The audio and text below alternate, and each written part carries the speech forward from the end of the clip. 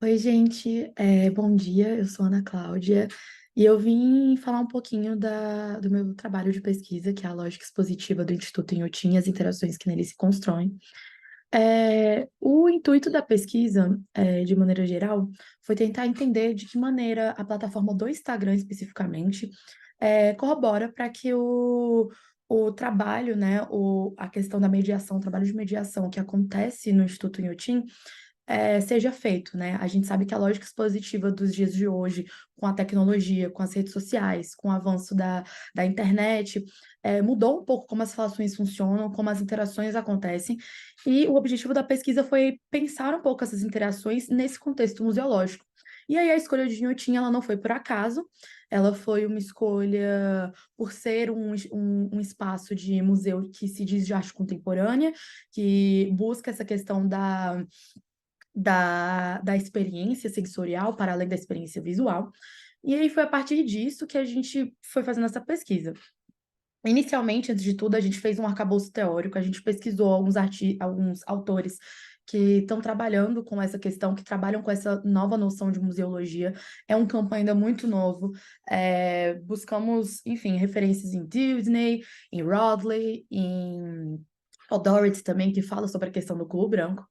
E para que a gente pudesse analisar essas imagens, as imagens do Instagram, a gente tentou, buscamos algumas hashtags que as pessoas utilizam nas imagens, como hashtag Inhotim você, hashtag Inhotim Institute, que traduz um pouco essa tentativa de conexão do Instituto com a realidade, né, das pessoas, com a realidade à sua volta. Tanto que aqui a gente tem imagens que demonstram pessoas que são da cidade de Brumadinho, que se utilizam dessa hashtag também como forma de impulsionar seus próprios métodos de produção, seus métodos de conteúdo, são pessoas que estão ali ao redor e que dependem do Instituto de Inhotim para se sustentar e vice-versa, né? O Instituto ele precisa também dessas pessoas para sustentar, porque a maioria das vezes são essas pessoas que trazem o turista para a cidade, que ajudam, que são trabalhadoras dentro do espaço. E aí, uma das outras imagens que foram pensadas, foi essa que mostra a obra Selacando Provoca Maremoto de Ariana Varejão em um contexto retirado, deslocado, que é o contexto, por exemplo, de um objeto de uso cotidiano, trazendo mais uma vez uma ideia de Inhotim estar em vários lugares, ultrapassando a ideia física de museu, né? Então, acho que essa foi uma das principais questões que puderam ser analisadas, essa questão do ultrapassar a lógica expositiva que antes era dentro de um museu, especificamente dentro do museu, e agora ela passa a ser também nas redes sociais, e a deslocar contextos, né? Uma obra que é uma instalação que ela depende de uma experiência sensorial, ela agora é deslocada e transformada, colocada em um meio comum, dando essa noção das pessoas poderem levar ao museu onde elas estiverem, né? Levarem para casa um pouquinho disso.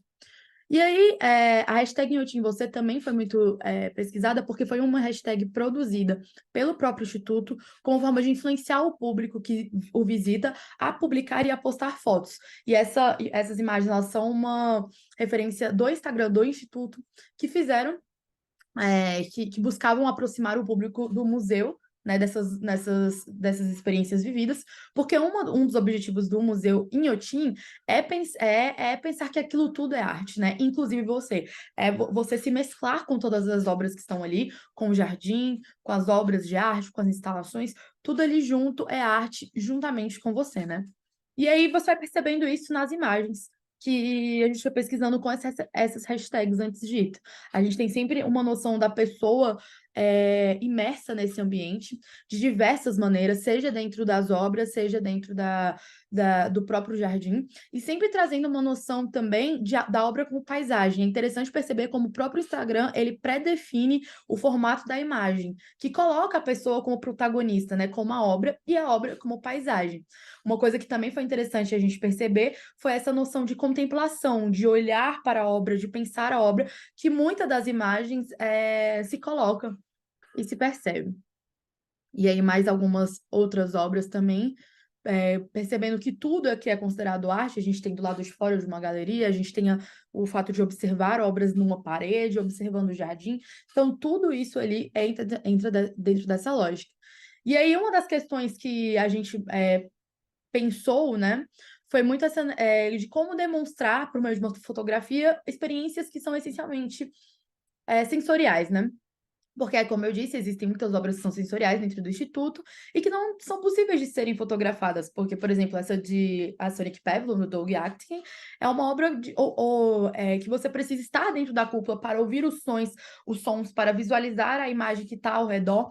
Então, como você consegue fotografar isso? E aí a gente vai percebendo que o próprio público vai ressignificando a ideia de obra, uma vez que a fotografia do próprio espaço se torna obra também. Então, o espaço ali em volta, as fotografias que ele tira ressignificam a obra, passa a intencionalidade do artista, que antes era ser uma obra sensorial, que você necessita de ouvir, e você transforma agora numa obra que é vista também esteticamente agradável ao Instagram e que interconecta as pessoas, né? E vai criando um ciclo de retroalimentação. Eu vejo essa foto no Instagram, eu posto essa foto também no Instagram quando eu vou lá, e a gente vai criando novas perspectivas do que é a obra, mais ou menos do que aconteceu com a obra do Selacanto também, que é bastante nessa lógica, porque é uma instalação em quatro paredes, que necessita que ela como um todo é a obra, mas a partir do momento que você vai fotografando espaços, você também reajusta e reidentifica esse espaço do que seria a obra, né? A obra passa também a ser essas partes separadas que são fotografadas.